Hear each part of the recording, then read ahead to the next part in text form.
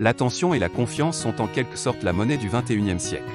En d'autres termes, il s'agit de la pierre angulaire que tu devras impérativement mettre en œuvre si tu aspires à la réussite et au bonheur. La plupart des gens cherchent des réponses à leurs interrogations à l'extérieur d'eux-mêmes. Pris dans l'enchaînement de la vie quotidienne, de la course effrénée à la rarasse, ils négligent trop souvent de consacrer un peu de temps pour des activités centrées sur leurs univers intérieurs et sur leurs aspirations profondes. Pourtant, la solitude est la porte d'accès à ces précieuses ressources que sont l'intuition et la clarté. T'arrive-t-il de te poser parfois ces questions? Existe-t-il des principes universels d'une simplicité pourtant enfantine mais qui pourtant pourraient accélérer considérablement ta réussite sur le long terme? Et aussi te doter d'une sorte de police d'assurance sur la vie susceptible d'amortir de façon drastique les aléas de la vie? Se pourrait-il également que le fait d'adopter une façon de penser que la plupart des gens jugent totalement stérile et improductive puisse te permettre d'initier des habitudes de vie saines mais qui accroissent de manière considérable ton espérance de vie? En d'autres termes, te manque-t-il un ou plusieurs ingrédients essentiels à ton bonheur sur le long terme? Est-ce des petits efforts intégrés à ta routine de vie quotidienne ne pourraient pas maximiser ta réussite? Comme l'exprime si bien Roman Price, si tu cherches encore cette personne qui va changer ta vie, regarde dans le miroir. Cette quête implique de modifier en profondeur ton état d'esprit. Tom Incey. William James, le père de la psychologie moderne, l'exprime ainsi. La plus grande découverte de notre génération consiste dans le fait que l'homme soit capable de transformer sa vie en modifiant son état d'esprit. Transformer ta vie nécessite de te poser cette question fondamentale. Quel est ton pourquoi? Quelles sont tes motivations profondes? Les deux piliers fondamentaux de ton existence sont l'attention et l'intention. Ils initient dans nos vies une sorte d'élan vital propice à de grandes réalisations et à l'épanouissement. Cette vérité est encore plus vraie sur le long terme. Selon Bergson, l'élan vital fait référence à une tendance créatrice de la vie, qui se développe à travers des organismes particuliers, qui engendrent l'évolution des êtres tout en assurant la continuité de l'espèce. Il émet dans l'évolution créatrice la thèse selon laquelle l'élan vital se sublime, qu'il peut engendrer des jaillissements créateurs qui sont à l'origine des grandes créations spirituelles et morales, et également du mysticisme lui-même. Le fait d'appliquer ces préceptes aboutit, on laisse entrer l'épanouissement dans nos vies. Lorsque vous les aurez intégrés dans votre vie quotidienne, vous aurez déjà réalisé un pas de géant, comme si vous aviez à votre disposition des bottes de 7 lieues. Toute construction qui aspire à s'élever doit se baser sur des fondations robustes. L'analogie de l'arbre me paraît particulièrement adaptée pour caractériser notre vie, que ce soit dans les domaines des relations sociales, de l'épanouissement personnel, spirituel ou financier. Michel Tournier l'exprime ainsi. Mais il en va d'une œuvre comme d'un arbre. Plus les racines s'enfoncent dans la nuit dense de la terre, plus grand est le morceau de ciel que la ramure peut embrasser. Le fait de vivre sa vie en mode automatique et de façon routinière peut nuire grandement à notre bonheur. Cette citation de Brian Tracy résume bien le dilemme qui se présente à nous.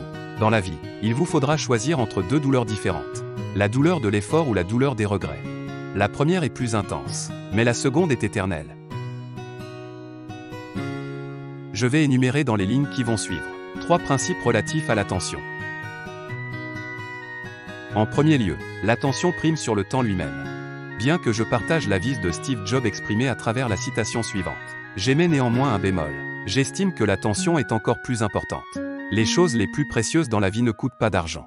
Et il est évident que la ressource la plus précieuse que nous avons, c'est le temps. Inventons demain plutôt que de passer notre temps à nous soucier de ce qui s'est passé hier.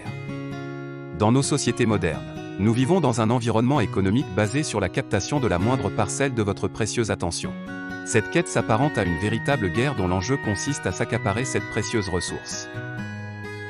Ce phénomène, bien que n'étant pas nouveau, s'est exacerbé durant les dernières années. Et il va encore s'amplifier dans un futur proche. En 2000, la durée moyenne de l'aptitude de la population mondiale à exercer son attention de façon continue était de 12 secondes. En 2022, ce chiffre atteint environ 8 secondes, c'est-à-dire moins que celle dont est doté un poisson rouge.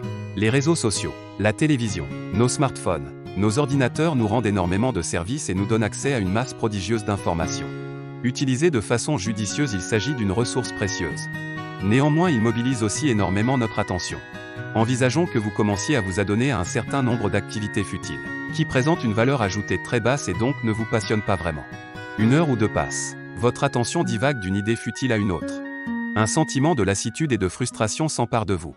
Votre morale en prend un coup et votre énergie aussi. Cette situation induit en vous une grande insatisfaction et de la lassitude.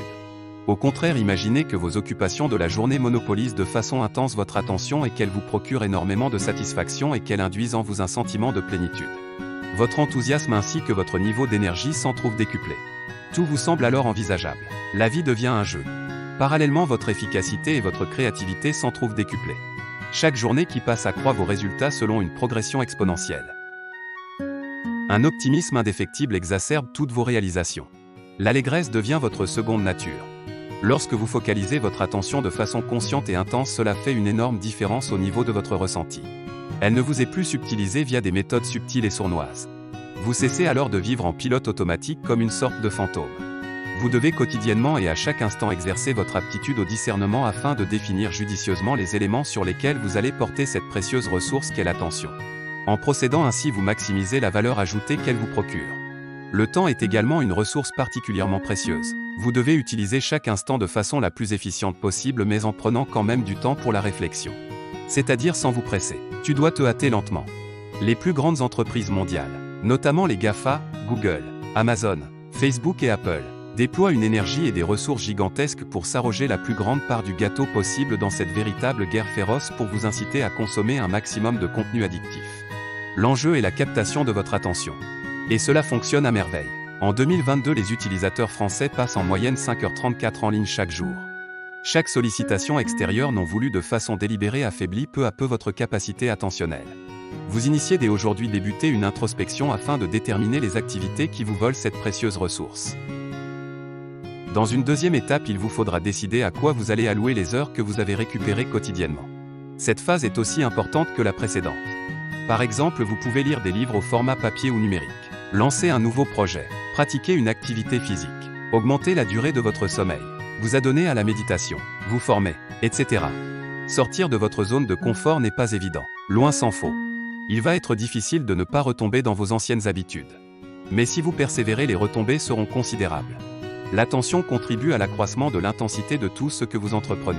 Elle sublime votre niveau de conscience.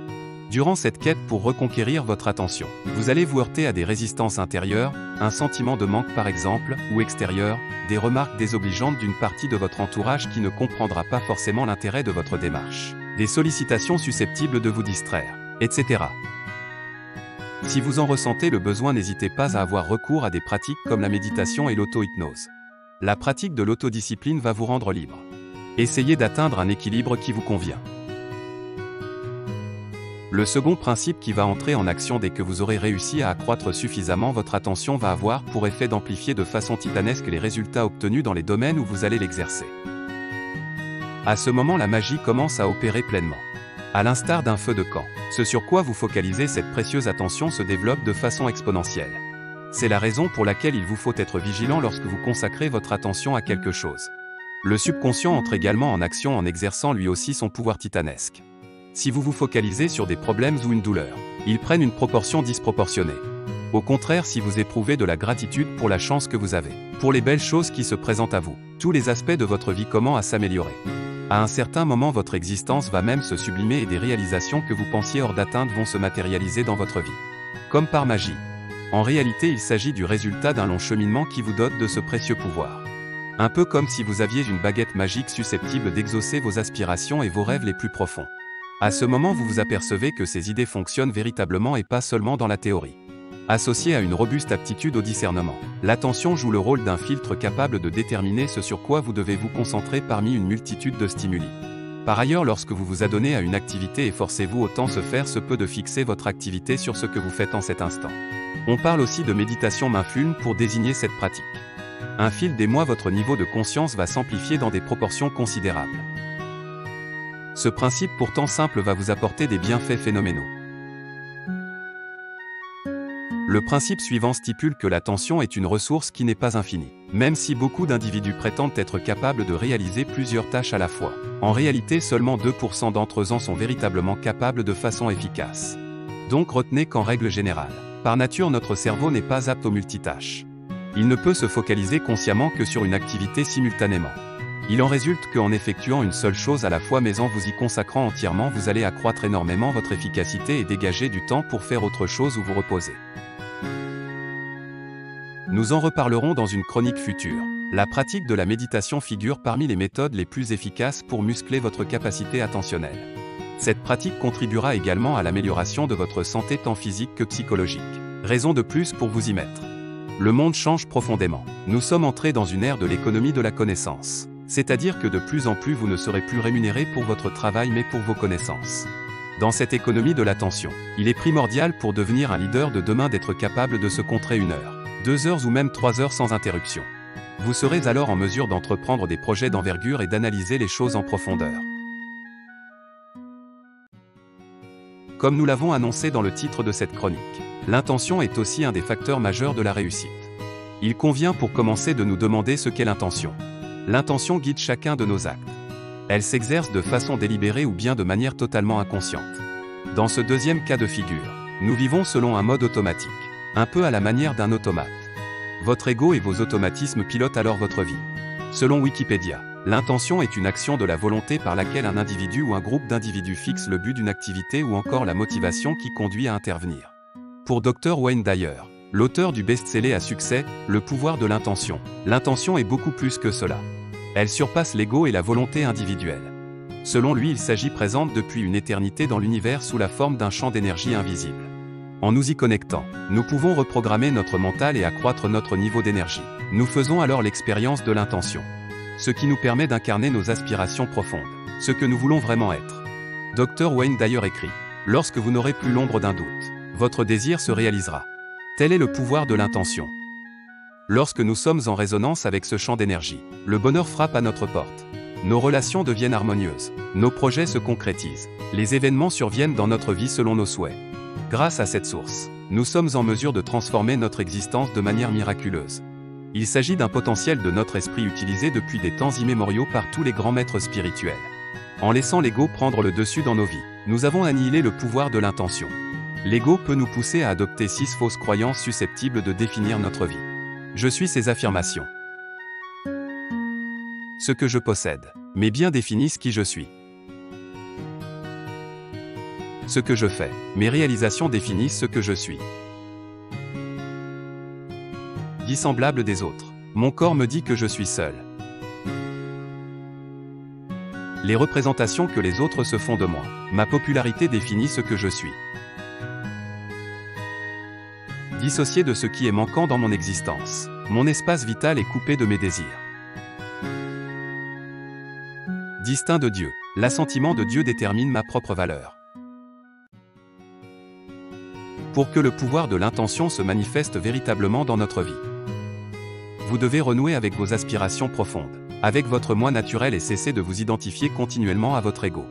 Ce processus comporte 4 étapes. La discipline est la première étape.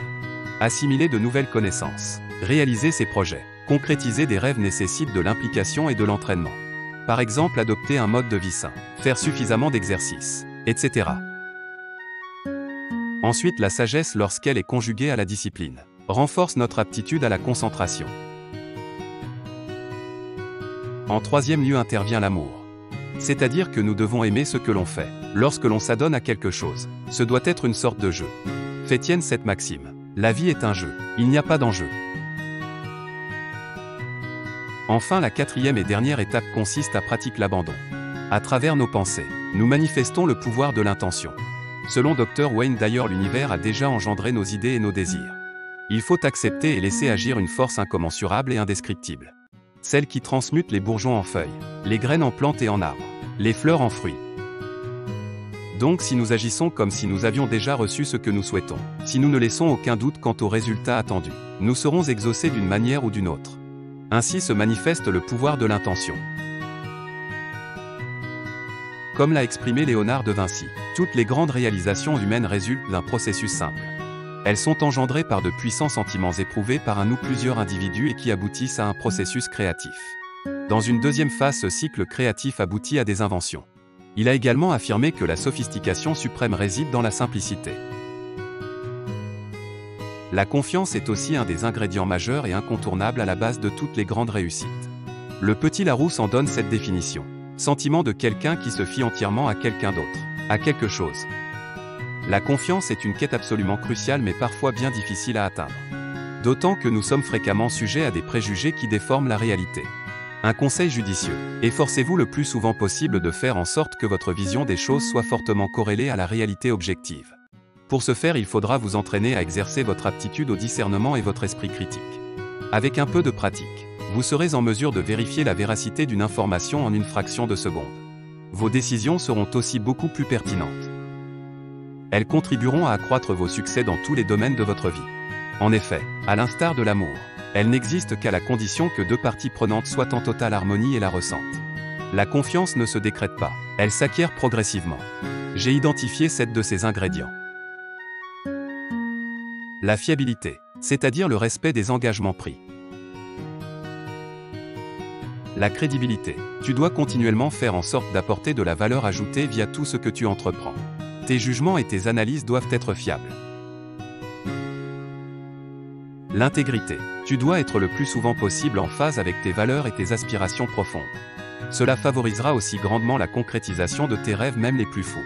Tes actions ne doivent pas être dictées par l'obtention d'un gain immédiat. Tu dois au contraire mettre en œuvre une stratégie sur le long terme. Cela accroît aussi de façon spectaculaire ta capacité de résilience. La plupart des gens rechignent à privilégier des actions et une réflexion sur le long terme car cela les oblige à sortir de leur zone de confiance. Et ça les expose à des situations inconfortables. Pourtant la récompense que tu peux raisonnablement espérer obtenir à moyen et long terme est largement à la hauteur des efforts que tu devras fournir. Et parfois tu toucheras le jackpot. L'intégrité, c'est aussi l'absence de mauvaises intentions, un des fondements de l'honnêteté. La cohérence entre vos propos et vos actions est essentielle.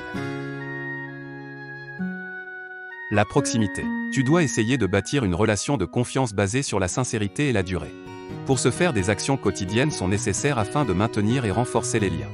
N'oubliez pas que nous vivons dans une économie et un environnement social en réseau. L'absence de conflit d'intérêts. Cela est encore plus vrai dans le monde des affaires.